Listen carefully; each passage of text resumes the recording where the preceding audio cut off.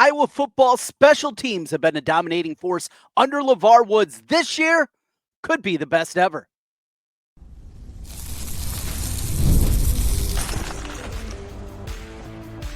You are Locked On Hawkeyes, your daily podcast on the Iowa Hawkeyes. Part of the Locked On Podcast Network, your team every day.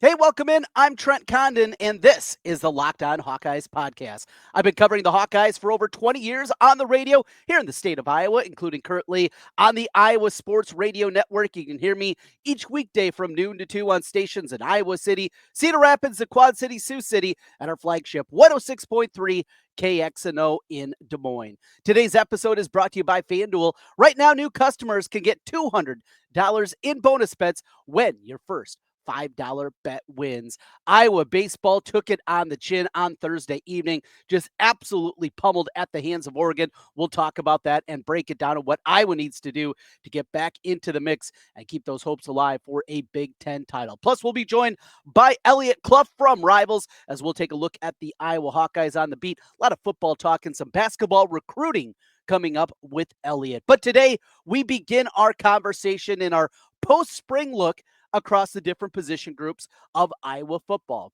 We've hit basically everything offensively, defensively. Today, though, we go to a place that just is forgotten by so many football fans out there, yet it is one of the great equalizers that Iowa football has had throughout the years, and that is special teams. Lavar Woods, the job that he has done has been absolutely tremendous. And you know, it's funny thinking back because I think a lot of us have these memories of special teams always being just such a high level for Iowa football throughout the time. And you go back to Nate Kading and what he did after a shaky start to his career and the early tenure of Kirk Ferentz and what that was. But there were some moments in the mid-aughts and into the late 2000s that Iowa was really struggling in special teams. And I believe Coach Wilson was a part of it. They had a couple of different coaches that were a part of the staff that worked on special teams, and it turned bad. Coverage units struggling. Both punting and kicking games were wildly inconsistent. There were some down periods of things. Lavar Woods, though, has solidified it, and not just solidified it, turned it into a yearly strength for Iowa football. And it doesn't matter really what position group that you're talking about. It doesn't matter what you go through when you're talking about the special teams. Iowa has been basically at an elite level year in and year out. Bill Connolly over at ESPN now, his numbers, the S&P Plus numbers that have been around for a very long time. The special teams component, Iowa, pretty much on a yearly basis, is ranked in the top 20 every single year on what they do when it combines what they do in the kicking game, what they do in the punting game, and then what they do also in returns.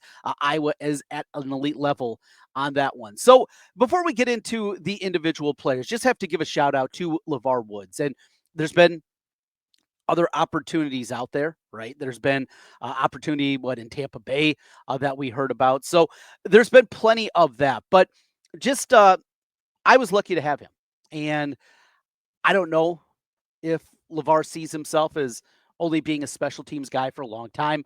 You look at special teams and maybe taking that next step, and people talking about him potentially being the replacement for Kirk Ferentz and what that possibly could be. An Iowa guy, the ties that he has to Northwest Iowa, what he's done in the recruiting level, and just the understanding.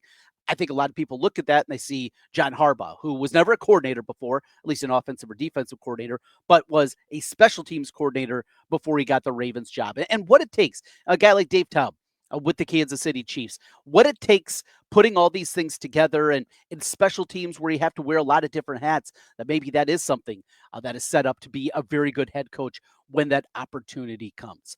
Let's talk about the players, though, and why this has a chance to be, for Iowa football this year, maybe one of their best ever.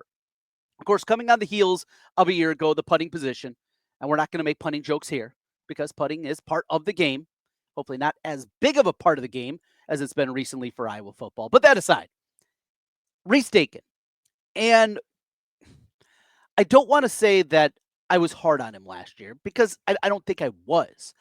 More than anything, coming into last season, I was just trying to paint a picture for a lot of people that the step down was going to be significant. You know, we hear there's reports. Here comes Reese Dakin in from Australia. Another one of the strong arm punters that's coming in, and he's just going to come in there, strong leg punter, and he's going to come in here and he's going to dominate right away. Well, Tory Taylor was able to do it. And my pushback was always twofold. Tory Taylor came over as a guy in his 20s. Was he 22, 23 years old when he arrived on campus? He was an old dude. So you had that part of it. This is a guy that was a veteran. Not only that, he also walked in during the season of 2020. And when he came in, there weren't people in the stands. The pressure was different than what Reese Dakin walked into a year ago. No doubt, there were shaky moments. There were frustrating times a year ago from Dakin. But you saw the talent. And the leg talent is not a problem with Reese Dakin. He was able to get it off. I think he acclimated himself incredibly well as a young guy coming over here and figuring out the game of American football. You have to be incredibly impressed with what he did. And now, he kind of was thrown into the deep end of the pool last year, right? Now I think with some of that solid footing underneath him, you're going to see an explosion. You're going to see a really, really big year this year for Reese Dakin. You jump over to Drew Stevens, and we go back to the open practice at the end of spring. He was struggling a little bit. It's not like he was yanking the ball all over the place. He was just missing. Little left, little right, couple pushes, couple pulls, nothing significant. And we saw Drew Stevens, obviously, what he did a year ago, bouncing back after that disappointing end to his sophomore year, benched in the game as Marshall Meter came in and knocked down the field goal to beat Nebraska 2 seasons ago, then not getting a chance to even kick the ball in game action, either an extra point or a field goal in the bowl game and the Big Ten championship game before that. Yet he bounced back last year and had a tremendous season. Strong leg. And I want to see this year for Drew Stevens.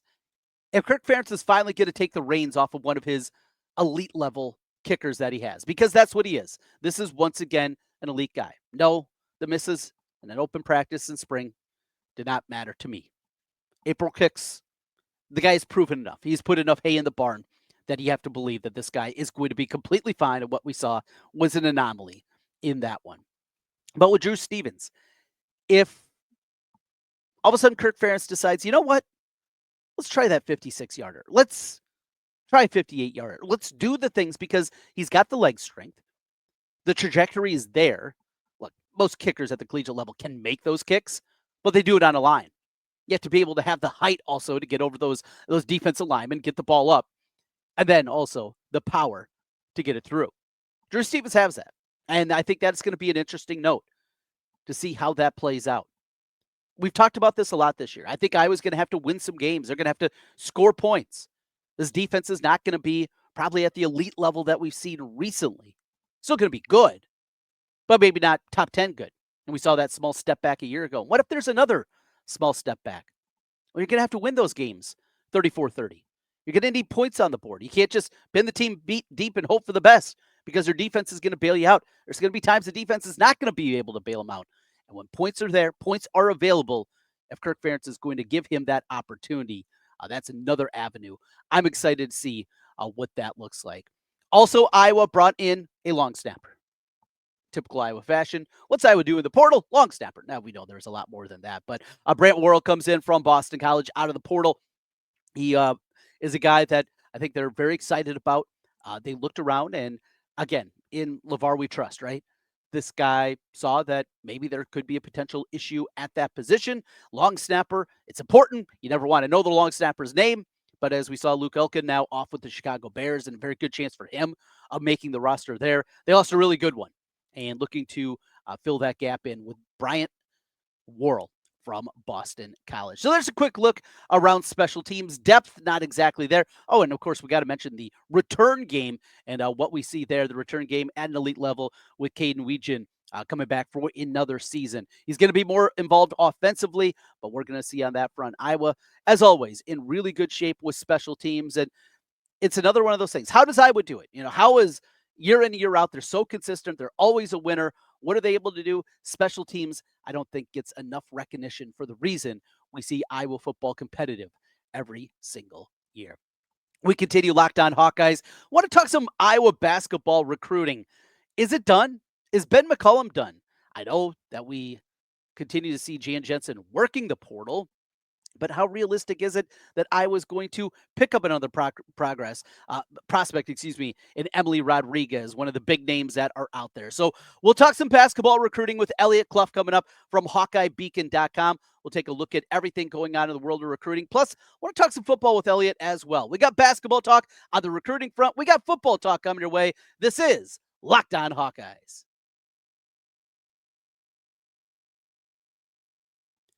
The days are getting longer, weather's warming up, people are spending more time outside, which means it's the perfect time to refresh your outdoor space. Whether you're working with a big backyard or a small balcony, Wayfair has everything you need to make it feel more like you.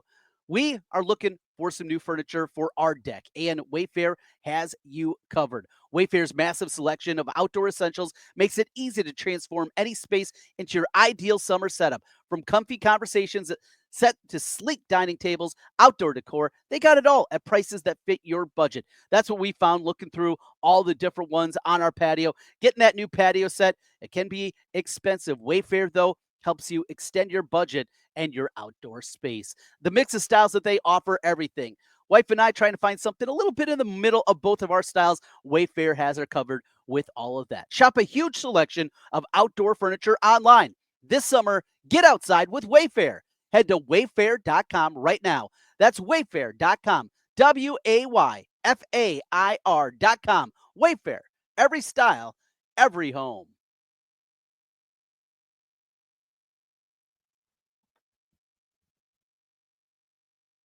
Spend 10 minutes with a friend, Elliot Clough, HawkeyeBeacon.com, part of the Rivals Network. Elliot, Trent, and Ken, thank you for coming on. How's things at HawkeyeBeacon.com? What's keeping you busy? They're good, guys.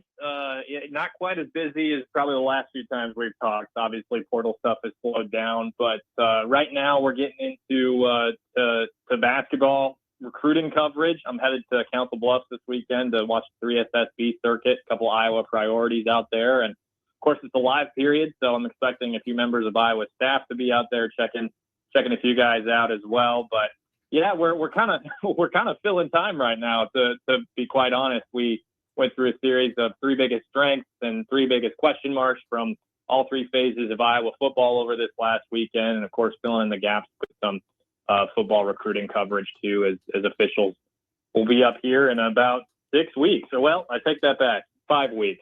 That's better. So we're filling in the gaps and making stuff happen. Yeah. So you mentioned that recruiting, you're going to be over in Council Bluffs watching some hoops. Are there any... McCollum was there last night. He was in Omaha for the iClub event. Are there any prospects that we should be keeping an eye on? Any names that you're going to be chasing while you're over there? Sure. Well, the first one is a guy that I actually mentioned last time we talked is Jaden Kuhn from Storm Lake. He won't be there Friday. He's got his sister's graduation, but he will be there on Saturday and Sunday. The Saturday is usually the big day with more games. So he'll be there then with D1 Minnesota. He's the top prospect in the state of Iowa, in my mind, a wing that's got offers from Iowa, from Iowa State, Illinois, Creighton, Nebraska, TCU, and a few others. Has that relationship with McCollum, as they're both from Storm Lake, and McCollum and his staff offered him while at Drake. That's one. Airfan Diane out of Iowa United Prep is not a kid that Iowa has offered at this point in time, but Iowa United is making their debut on the 3SSB circuit this weekend. He's got offers from Oregon, Houston, Florida, so some really solid programs for him. Trying to think of kids you guys would recognize. Landon Davis out of Waukee Northwest will be there with Iowa United as well. He's got an offer from the new Drake staff and UNI, some preliminary interest from Iowa as well. Several others, and a few guys that are on the radar right now that could be Iowa offers down the road too. Elliot, I'm curious to know when you talk to these high schoolers that obviously have been pitched for a while by different coaches. What's kind of the consensus you're getting when they bring up Ben McCollum and his staff? What are you hearing about? I guess his pitch and how they're receiving it. So I would probably reference Colin Rice here, a guy that you guys, I would assume, know from Waukee Northwest, picked up several high major offers here lately, with Nebraska and Northwestern also offering.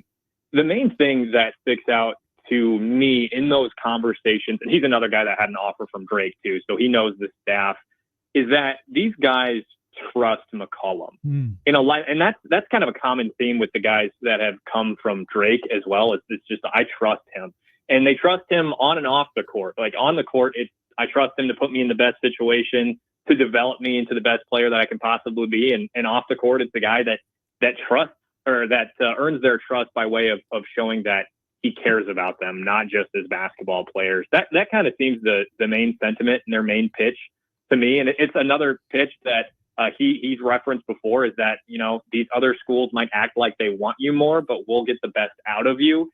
And that seems to ring true. And, you know, I haven't talked to a lot of the recent offerees just because they've been so focused on the portal. And I think Colin Rice, and then there's another one from Kansas, Ethan Taylor, are two of the other 2026s that are new, but I haven't been able to connect with Taylor yet. And I'll be talking to Jaden Kuhn this weekend.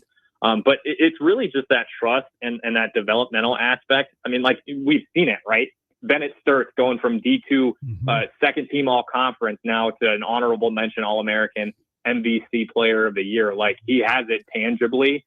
And now I think that rep is only just going to continue to grow as he does it at the high major level. If there's anything that, you know, there aren't a lot of guarantees when you bring in a new staff, but given his track record of development, I would say that's probably the closest thing to a guarantee you're going to get. Two guys that they brought in on visits, Kiza Giffa, the kid from High Point, led the team in scoring for an NCAA tournament team, and then also Ashton Williamson from Florida International. I don't believe either of those guys have committed anywhere yet. We're talking about something that happened weeks ago. Has Iowa moved on from those prospects?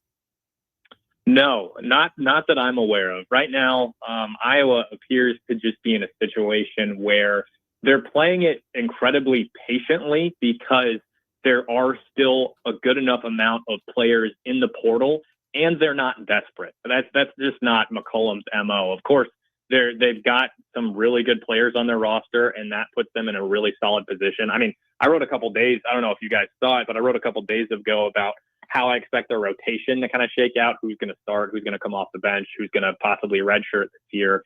And they're in a pretty solid spot right now with 11 guys. Of course, you don't want to trot out your roster with only 11 guys. So they're really playing it patiently, seeing how things transpire. And I mean, you guys know it's a different game now. Agents involved, wanting more money. Like it's just not as cut and dry maybe as it used to be. And that's making things difficult on both parties. Iowa's still in a spot where they need to add some guys, but some stuff's just not lining up right now. And I think they've got, you know, they're in a solid position to add either one of those guys if things transpire certain ways. But right now, it's just not set up to click quite yet. I want to go back, probably, I've got to be almost a month now, maybe not quite, but we never really got into Heklinski, I think is how you say his name, the quarterback transfer from Wake Forest, as we've switched to football here. What can you tell us about Jeremy Heklinski, who will join the quarterback room at the University of Iowa with, I seem to recall, 4 years of eligibility still left? Oh, yeah. Really nice ad, in my opinion. Just a guy that has that connection with Warren Ruggiero, that cited that for a big reason for his decision to come to Iowa. Really important for the sake of depth. I mean, we've seen what has happened to that quarterback room the last few years with injuries, and Iowa's in a position where they're not going to have to rely on a Dakin Hill. And I think that's probably the biggest thing in the immediate when you bring in a guy like Heklinski. Because you've got Gronowski, who has had a couple major injuries at the ACL and the shoulder that he's had surgeries on. Of course, you know, knock on wood, he stays healthy all season. But then you've got Hank Brown. Then you've got Jackson Stratton. I almost forgot his name for a second. Jackson Stratton. And then you've got Heklinski. And then you've got Jimmy Sullivan, a true freshman. And then you've got Ryan Fitzgerald, who's coming in as a walk-on. So you have the quarterback room is just so much more deep than it was the last however many years. So that's probably the biggest thing in the immediate. In the long term, this is a guy that you turn on his film, and I think his first 5 to 10 plays from his senior year on his huddle are just 50-yard bombs to the end zone. He's a little bit smaller, didn't have a ton of Power 5 offers. I think it was just Wake Forest and North Carolina, if I'm remembering correctly. Central Florida in there as well. So I think it's more of a long play. It's one of those things where if you throw 5 darts at a board, then one of them's bound to hit, right? Because you'll have him, after this coming year, you'll have him, you'll have Hank Brown, you'll have Jimmy Sullivan, and you'll have Cash Herrera, who will all at least have 2+ years of eligibility left. So in the long term, it's one of these guys are bound to hit, right? So I think that's the play right now. And Heklinski, I think, is a good ad. It's a guy that's been in college football for a year and a half, which is more than Jimmy Sullivan. So just a nice depth piece right now. You replace James Rezar on the depth chart, who is in the portal. And he's got history with Warren Ruggiero. That definitely doesn't hurt. Well, we'll see if the slow mesh comes along with Ruggiero, if Lester's going to implement any of that into the offense. Last thing for you, it's a defensive question. It's about the young guys. We know the veterans that have stuck around here, a kid locally, Jaden Harrell from Urbandale. He's been there for a long time. But the linebacker group with Cam Buffington, Preston Reese, Derek Weisskopf, we heard so much about those 3 guys, all redshirted a year ago. Of the 3, who's the most realistic to play a bunch of defense this year? Not special teams, play a bunch defensively at linebacker this year of those 3 redshirt freshmen. That is a really, really good question. If I had to bet, so I'll tell you why it's tough quick. It's tough because Harrell, Shire, and Rex Ross have all waited their turn, right? Mm-hmm. Shire is probably the one we've heard the most about. Nick Jackson praised him pretty highly in I think it was the spring, either that or it was right around the bowl game, saying that he might be the most like athletically gifted or talented guy in the room. And that was with Jay Higgins. That was with Nick Jackson. So I think that will spot, as long as Shire stays healthy, that will spot's probably locked up. Then you go to the mic with Jaden Harrell, who has, again, been waiting his turn. Yep. And, expecting him to be Jack Campbell or Jay Higgins just isn't fair, right? Mm-hmm. I mean, that's just not fair. But at the same time, that mic spot is really important. And with that said, I've heard a lot of good things about Cam Buffington. So do you take that Mike spot, who is effectively the quarterback of the defense, and do you split time with a guy who's been around for a while and a young guy who's still figuring things out but is super talented? That's the tough part to me. Then you look at Leo with Jackson Rexroth, who was just put on scholarship. We saw some of his limitations in the bowl game, particularly in pass coverage. And you look at a guy like Derek Weisskopf, who was probably one of the better athletes to come out of the state of Iowa in the last 5 to 10 years. State champion in high jump, took his team to high school state basketball, won a state title as a quarterback and safety combo for Williamsburg. And do you plug him in? It's just, but then you talk about Jaden Montgomery and Landon Van Keekerick, who the staff both like too. That there's a lot of talent in that group, but a lot of it is based on potential right now, just because we haven't seen a lot of them. So with all of that said, I guess I got to go Cam Buffington. Buffington's the guy. I've heard a lot. I mean, you just see it when he puts the pads on. It's just a different level of athlete. But then again, I mentioned all the accolades for Weisskopf. I heard from a source probably a couple weeks ago during spring ball that Preston Reese, he might not look like he knows what he's doing out there, and maybe he doesn't fully at this point because it takes a little while to learn Iowa's defense, but he just makes some wow plays. So I really think between Reese and Weisskopf, depending on who is getting the most snaps at Leo, they could split that time with Rexroth, but how often are they going to be in that traditional 4-3 package? We know they like to have that cash out there for the 4-2-5. That's Elliot Clough joining us from HawkeyeBeacon.com. Elliot does great work over there. Some football talk along with a little recruiting with Elliot. Wrapping things up on the other side. Time to talk Iowa baseball. It was a disaster on Thursday night. What needs to happen to bounce back? And boy, that gap between Iowa and those top level teams seems to be increasing as we make our way through the end of the year. That's next. Locked On Hawkeyes.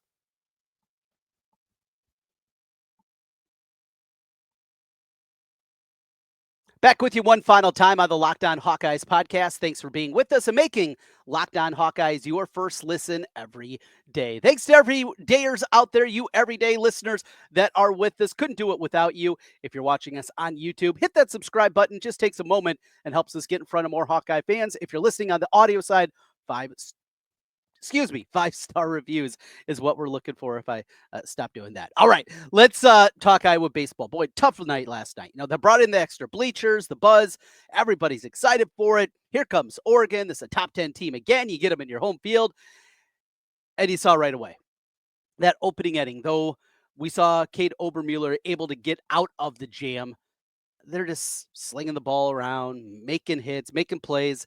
Um, Bats never could get going, playing without Wilmus. It's made me realize here over these last few weeks, it was such a fun season for Iowa baseball. It's not dead, not done, but what they were doing in comparison to these elite level teams, it's just a different ball game. They're just playing at a different level. And we continue to see that. At a night where everything should be there for you, you got your ace on the mound, you get 10 run.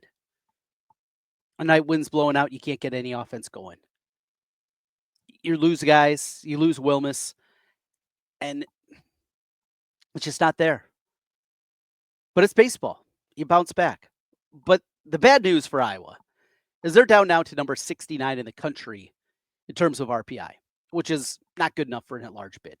Now, we win these last two games, Friday, Saturday, we're having a different conversation. I don't anticipate that's going to happen.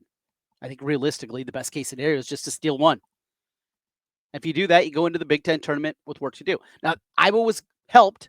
Northwestern upset UCLA. So Iowa, with a victory, can still clinch a share of the Big Ten title. That'd be big. Absolutely be big.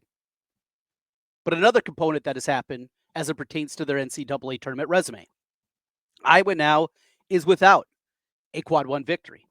You say, what are you talking about? Iowa had a quad one victory at 3 of them. They did. There were those 3 road wins against Michigan.